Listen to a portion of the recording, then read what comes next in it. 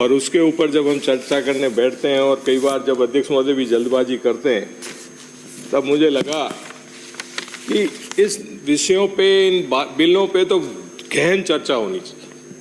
पूरे राजस्थान का मन और दिल निकल के बाहर आना चाहिए, फिर आपको जो विधेयक पास कराना करा सकते हैं। डेमोक्रेसी में बहुमत का राज होता है। मैंने अभी बैठे बैठे विचार कर रहा था, हरिमोहन जी शर्मा साहब ने जब विषय उठाया, एक 10 दिन पहले या 5 दिन पहले भी एक सदन में एक बड़ी कियोस्क की स्थिति हुई थी, जब यही विषय जो हरिमोहन जी शर्मा कोटा का उठा रहे थे और 2 मंत्रियों के बीच में एक कंफ्यूजन था कि इसका जवाब रेवेन्यू मंत्री देंगे या इंडस्ट्री मंत्री देंगे, और उसके बाद में इंडस्ट्री मंत्री जी ने उसका जवाब दिया था। मैं आगाह करना चाहता हूं, और खास तौर के रेवेन्यू मंत्री जी जो आज इस बिल को लेके आए हैं, जो अपने हाथ काट के सौंप रहे हैं, ये एक टकराव की स्थिति पैदा होगी आने वाले समय में। आप लोगों ने इस बिल के मार्फत जो जोड़ा गया भू राजस्व एक्ट 1956 में, जो 100 के अंतर्गत और 101 के बीच में 101 करके पैरा डाल दिया। ये पैरा इंसर्ट किया गया है, जहां तक मुझे समझ में आ रहा है, ट्रेस पास किया, इंसर्ट किया, ट्रेस पास करके इंसर्ट किया। तो ये राइजिंग राजस्थान का रिजल्ट दिखता है मुझे, बड़े बड़े उद्योगपतियों का, बड़े बड़े इंडस्ट्रियलिस्टों का, और इन ब्यूरोक्रेट्स के द्वारा बनाया गया बिल। आप मंत्री महोदय, हम तो राजनीतिक प्राणी हैं, आपने भी कैसे इसको फटाफट बिना पढ़े लेके आ गए, क्योंकि ये सारा मामला उठा था सुप्रीम कोर्ट के अंदर जाने से, और उसके हवाले से आप लोग ये बिल लेके आए। मैं ये कहना चाहता हूं कि रिको तो एक रेगुलेटिंग बॉडी थी,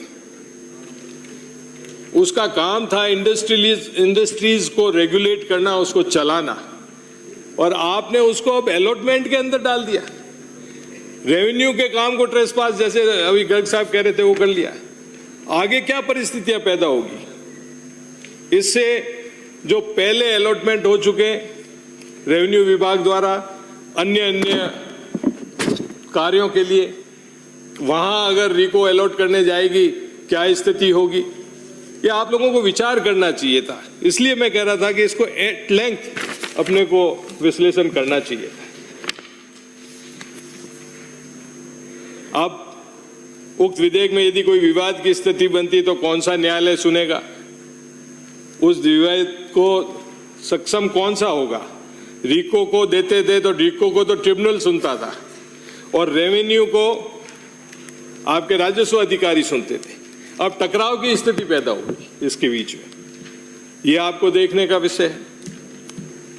और रिको तो मैंने जैसे पहले कहा, एक वाणिज्यिक इकाई है, और इसके लिए अलग से कानून और प्रावधान है।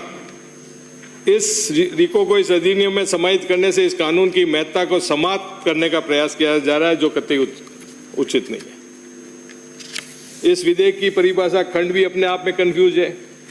रिको को शक्तिशाली बनाने के लिए रेवेन्यू विभाग और लोकल बॉडीज को भी आप कमजोर कर, शहरों की क्षेत्र में भी इस तरह की स्थितियां पैदा हो जाएगी। तो मेरा कहने का मतलब है कि धारा 1 के क्लॉज 2 के और 3 में जो प्रावधान बताया गया, उसमें स्थानीय निकाय विभाग, राजस्व विभाग की अधिकारिता में सीधा हस्तक्षेप है।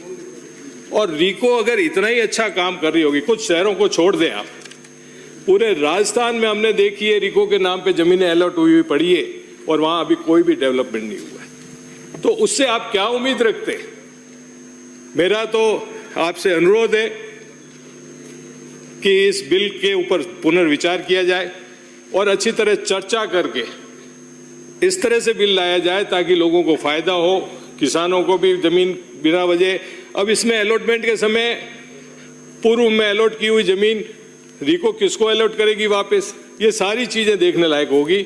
मैं तो इसको जनमत जानने के लिए प्रचारित करने